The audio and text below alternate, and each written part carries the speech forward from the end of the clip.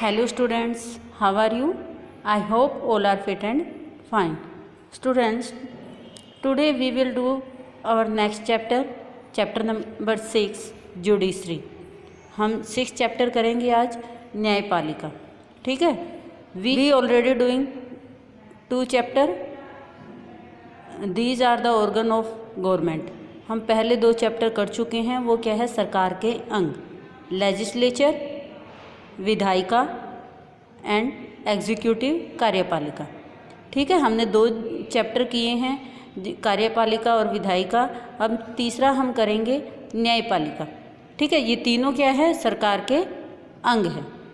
अब firstly we will see introduction of this chapter. Chapter में क्या बताया है?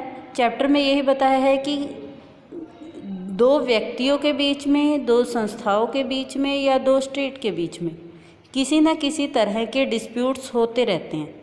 ठीक है. इंडिविजुअल के बीच में या प्राइवेट पार्टी के, यानी कि व्यक्तियों के भी आपस में होते हैं और संस्थाओं के भी आपस में किसी न किसी तरह के झगड़े आपस में होते रहते हैं. उन झगड़ों को सॉल्यूशन करने के लिए हमें किसकी रिक्वायरमेंट होती है? जुडिशरी की रिक्वायरमेंट होती है, यानी कि न्यायपालिका की ज़रूरत होती है. न्यायपालिका 2 व्यक्तियों और किसी 2 संस्थाओं के जो भी झगड़े हैं उनको सुलझाती है. लेकिन इंडिया की जुडिशरी है वो डिफरेंट रोल प्ले करती है. ठीक है. इंडिया में जो जुडिशरी है, न्यायपालिका है, वो एक अलग तरह का रोल प्ले करती है, अलग भूमिका निभाती है. वो इंडिया में पॉलिटिकल रोल प्ले करती है, पॉलिटिकल फंक्शंस करती है. ठीक है. राजनीतिक कार्य भी करती है. राजनीतिक कार्य किस तरह से करती है कि अगर सरकार ने कोई भी पॉलिसी बनाई है या कोई भी कानून बनाया है तो वो कानून या पॉलिसी नीति है वो संविधान के अनुसार है या नहीं है. ठीक है. ये देखना किसका काम है? हमारी जुडिशरी का है. जो हमारी न्यायपालिका है वो इस तरह के कार्य देखती है कि कोई भी कानून है वो संविधान के विरुद्ध नहीं होना चाहिए. ठीक है. One more thing is important here. ठीक है. एक इम्पोर्टेंट बात है इसमें, the Supreme Court of India is in fact. ठीक है. जो सुप्रीम कोर्ट ऑफ इंडिया है, one of the very powerful court in the world. ठीक. अंडरलाइन करेंगे इसे साथ के साथ. इंडिया का सुप्रीम कोर्ट है, सर्वोच्च न्यायालय है, वो पूरे विश्व में सबसे पावरफुल कोर्ट है. अब क्वेश्चन यहाँ से बनकर आ सकता है, which court is the powerful in the world? Supreme Court of India इसका आंसर रहेगा. ठीक है.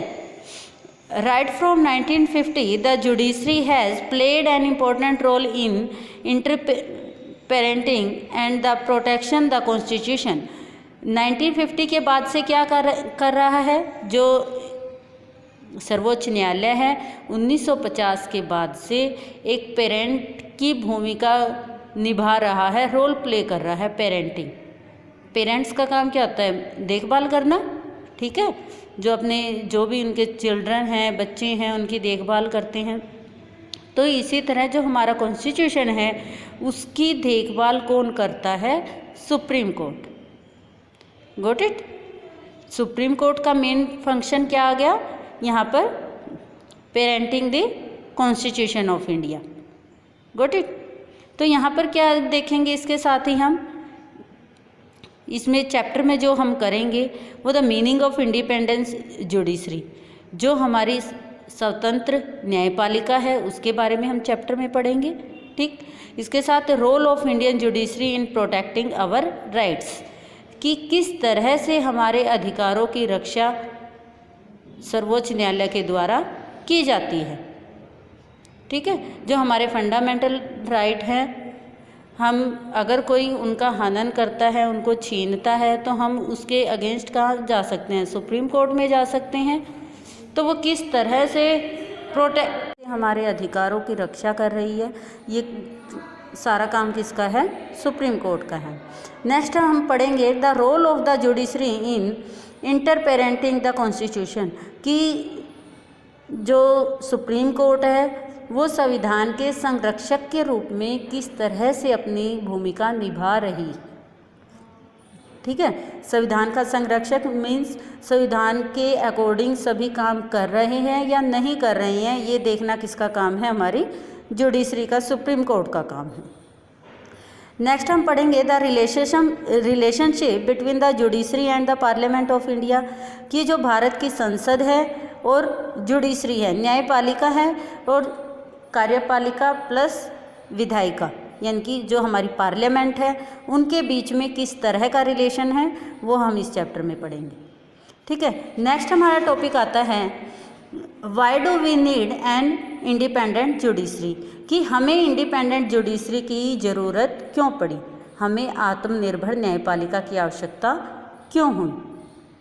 ठीक है, ये इसमें चैप्टर में फर्स्ट टॉपिक है। तो इसमें क्यों ज़रूरत हुई कि किसी तरह का प्रेशराइज न्यायपालिका के ऊपर नहीं होना चाहिए, किसी तरह के दबाव में न्यायपालिका नहीं होनी चाहिए, इसलिए हमें उसकी ज़रूरत पड़ी। ठीक है। अगर कोई व्यक्ति स्वतंत्र होगा, उसके ऊपर किसी का प्रेशर नहीं होगा, दबाव नहीं होगा निर्णय लेने में, ठीक, तो क्या है, वो अच्छे से काम कर सकता है। ठीक है।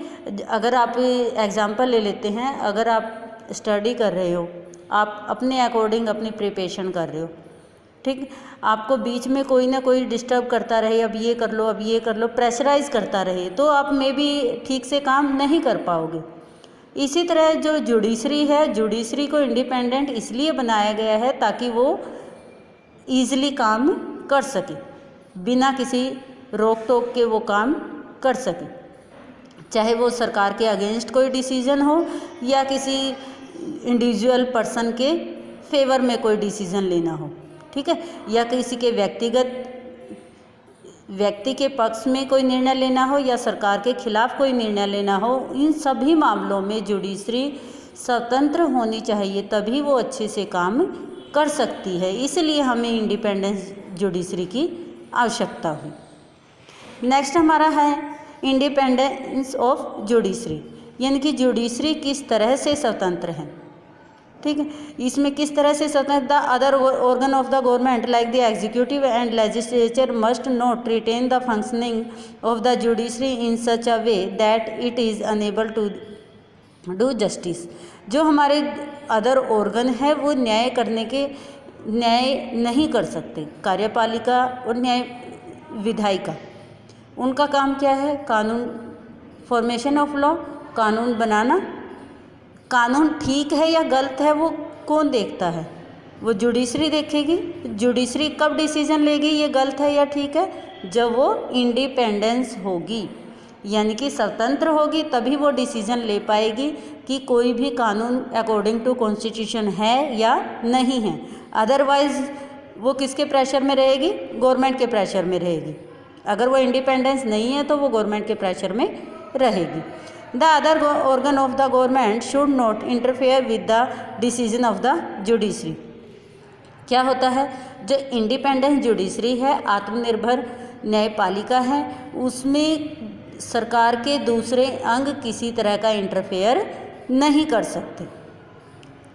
समझ आ गई होगी, क्योंकि वो इंडिपेंडेंस है, वो किसी तरह का इंटरफेयर नहीं कर सकते। कार्यपालिका और विधायिका, इनकी सरकार सुप्रीम कोर्ट के किसी भी मामले में हस्तक्षेप नहीं कर सकती। जजेस must be able to perform their function without fear or favour. जो जज होते हैं, जो न्यायाधीश होते हैं न्यायपालिका में, वो अपना कार्य स्वतंत्र रूप से कर सकते हैं।